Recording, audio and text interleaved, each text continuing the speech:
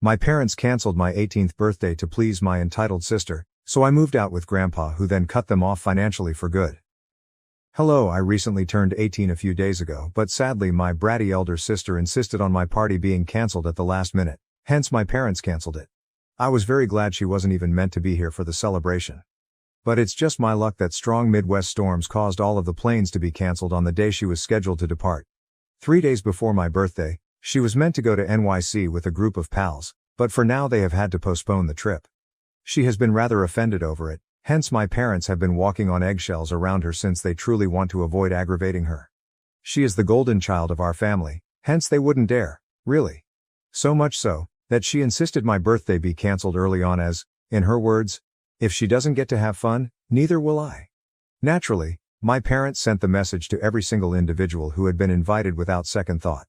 Much later in the evening, while I was eagerly waiting for all the visitors to arrive, but none were showing up, I discovered. When I asked my parents at last why none had shown up even by 7 p.m., they informed me they had called off the celebration without even asking me. They claimed my sister was somewhat disturbed and felt it would be inappropriate to throw a party while she was in this state. At that point, I lost all control and began yelling at my folks. It seemed simply to be unfair. My sister had always received different treatment from my parents, who expected me to sacrifice all my life and meet her every demand more than my own. And I always had as well. This was, however, going much too far. My sister was complaining about a trip that was cancelled for legitimate reasons outside of anyone's control, hence my parents had promised to plan my 18th birthday party, invited all of my friends and family so we could have a large birthday celebration, and now they had cancelled it without even notifying me. To exacerbate things, my parents had subtly informed every visitor that I had suddenly gotten ill, so I called off the party. Declaring I had a migraine and that using my phone was the last thing I needed, they asked that no one text me about it. Nobody texted me, hence I had no idea what was going on until the very last minute. I started fighting with my parents right away when they informed me what had transpired. Extremely offended as it wasn't my place to back down, I was yelling at them. Even then, their main worries were my being too noisy since they worried my sister would wake up from her nap. I kept yelling till my sister arrived downstairs, not giving a damn about that. Starting to defend our parents, she said they had done nothing illegal. She said that, as it would be cruel, she was the one who objected to everyone celebrating or partying while she was so distraught. She even said that I was the most entitled and spoiled person if I couldn't see that. Her utter arrogance following what she had done infuriated me to the point of me mindlessly starting to curse her. Things became physical as I grabbed her hair and tried to shake her. Our parents had to split us apart, and in the turmoil we missed the doorbell ringing. My parents opened the door to discover my grandfather waiting there after we at last stopped battling. Everyone in the family, including my parents, regards my paternal grandfather as a truly formidable force. Not great news for them was having him at the door.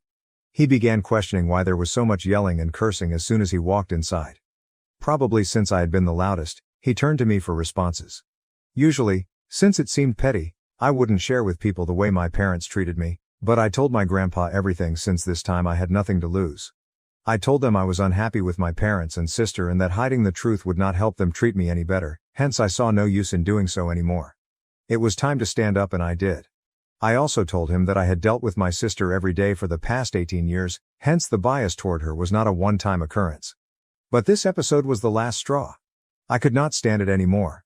My grandfather's expression was clearly shocked as soon as I spoke. He erupted at my father within seconds and started chastising him. It was then that I learned a lot of hitherto unknown facts. For the previous few years, my grandpa revealed he had been giving money to my parents every month since they had been trying to keep their business open and maintain the family. Basically, it was my grandfather who had been helping us all along, even covering the cost of the party my parents were ready to claim credit for. My grandfather chastised my parents for disappointing him with such treatment of me. From my conduct, he added, it was obvious that their devotion for my sister traumatized me. While my sister, being as stupid as ever, tried to argue with him, my parents silently let him talk. She said that her primary reason for requesting a cancellation of the party was her devastation at having her trip to New York, which she had been looking forward to for months, cancelled indefinitely. She said it was merciless of me to throw a celebration while she was in pain. But my grandfather did not have time for her lies. She was the perfect example of entitlement, he reminded her, canceling my 18th birthday celebration only to suit her emotions. He told her the world did not revolve around her, and I believe it must have news value for her. My sister's argument with my grandfather infuriated him even more, and finally he informed my parents he would no longer be helping them. They were on their own now. Then he advised me to get ready and accompany him should I wish to move away, as obviously my parents only gave my sister top priority. The only thing my parents were offended about, even when my grandfather said this, was losing his financial backing. I was about to accept his offer, but they didn't seem to care that he volunteered to let me live with him. This merely confirmed what my grandfather said. They gave no damn about me. I thus wasted not a moment. While my parents tried to haggle and fight with my grandpa to keep his support, I walked upstairs. I hurriedly packed my belongings, then headed downstairs with my grandfather, who barely turned around one final time. He apologized to me for everything I had gone through as we were driving to his house. He remarked he ought to have done this long ago. Though I'm not sure exactly what that implies, I'm just rather happy to be living with him right now. My parents are the only ones dissatisfied with this arrangement, clearly. They have been assiduously attempting to reach me. Although I have not blocked them yet, I have not been answering their calls or messages either. Still, I have been reading their books. My parents continue to text me, apologize, and claim they lacked thoughtfulness. Since my sister was more delicate, and her emotions were more fragile, they acknowledge they always put her first. They now regret it as they never understood they were ignoring me in doing this. They worked very hard to give the impression that they were ignoring me simply because they felt I was strong enough to manage it. To be honest though, my sister is practically 5 years older than I am. And if anything, she ought to have been the one capable of sharing with our parents. I bought no single word from what my parents said. I understood they were just acting this way since Grandpa wanted me to return and enable him to keep supporting them. From them, all I wanted was one sincere apologies, yet it never came. It really began to irritate me. So this morning I told my father to stop texting me. I replied I didn't need their false apologies. I knew they were merely doing this to maintain Grandpa's support. I had finished working with them. When they canceled my birthday celebration without even asking me, they had told me just where their priorities lay. That was the straw shattering the camel's back. Today I was never returning. My dad responded instead of apologizing, saying he and my mother had mistreated me, but he was ready to set things right and do anything necessary. I seized the chance to explain to them that I would only agree to come back and discuss helping them if, and only if, my sister would no longer be living with us when I returned.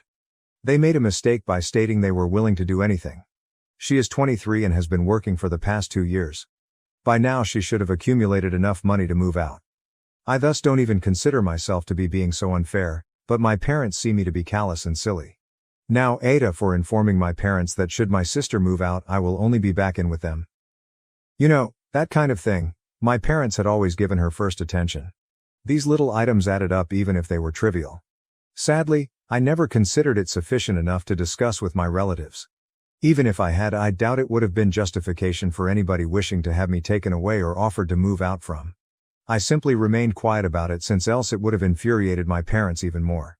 Regarding my grandfather, I mentioned he is a force to be reckoned with since practically every member of the family loves and respects him. He had won numerous challenging cases and was among the greatest attorneys back in his day. Not to mention quite rich, he leads a very disciplined life and is quite morally pure. Clearly then, everyone in the family looks up to him. I could have told him how my parents were treating me if I had wanted to, but up until last year he was rather busy seeing my grandmother, who was nearing death. He was busy, and I wanted not to disturb him with my little grievances while he was already handling so much. He was grieving when my grandma went away, so I didn't believe it was worth mentioning. I am quite appreciative now that he is willing to assist me. Our connection has always been good, hence it is not shocking that he has volunteered to let me live with him until I start college. He has even informed me he will cover all of my college costs until I'm working. First update. Hello, hence I have decided to keep to the condition I proposed for my parents. Obviously, even if they kick my sister out, I have no intention of returning to live with them. I merely want to find out whether they really do it. That will reveal whether they really want me back or whether they believe my sister is more valuable than the financial support of my grandfather. I haven't told him anything about this, but to be fair, I recently learned of other things he had been hiding from me. I therefore believe it to be fair enough. I'm talking about the fact that my grandpa knew my parents didn't truly want me all along, but he had never taken anything about it. Actually, even if my sister lacked any traits that would justify her partial behavior, I never even knew exactly why my parents favored her. My grandfather recently told me that originally, my parents had just intended for one child. 5 years following my sister's birth though, my mother became pregnant with me. Although they intended to end the pregnancy, my dad made a mistake by alerting the parents of my mother about it. My mother's grandparents insisted that it would be inappropriate to turn away that gift should my parents be blessed with another child. They thus persuaded my parents to maintain the pregnancy. Sadly, while my mother was 8 months pregnant, my maternal grandparents were in a horrible vehicle accident. Both died from their wounds following several weeks of struggling for their lives. My mom was clearly heartbroken. During her pregnancy, she experienced a rather mental break whereby she began accusing me of bringing ill luck into her life. She spent a few weeks institutionalized, and when she returned she was quite improved. Still, my parents secretly felt bad about letting the pregnancy get this far. After I was born, they had every intention of having me adopted. But this time my paternal grandparents intervened. They forbade my parents from putting me up for adoption and told them they were crazy. Though they were reluctant, my parents raised me. When I challenged my grandfather about the comment he made when he took me back home, he told me all of this. Now I see what he meant when he said he ought to have done this long ago. I agree, he ought absolutely to have. In any case, I know I will never go back to my parents since I now know the truth about the reason they treated me differently. My present treatment of them is absolutely justified. For years, they punished me for something not under my control. At least I'm better than them since I'm punishing them for truly their fault. Though I still find my grandpa frustrating for not being honest sooner, I know these things are difficult to discuss, especially to a young child. Right now, he is the only person I can rely on. Thus I try not to get too enraged with him. But I felt bad about it when I spotted my sister waiting outside today following school. I so requested one of my male buddies to accompany me home. Being a football player, he is rather on the larger side, and I knew that if my sister did anything, he would be there to assist. We have been friends for a really long time, and I totally trust him. He is know-all, even specifics about my family. He agreed to stroll me back home. It was really starting to creep me out as my sister trailed silently. Halfway home I turned around to challenge her on what she was trying to do. She said she wouldn't want to chat in front of a stranger, but I told her I hardly wanted to chat with her at all.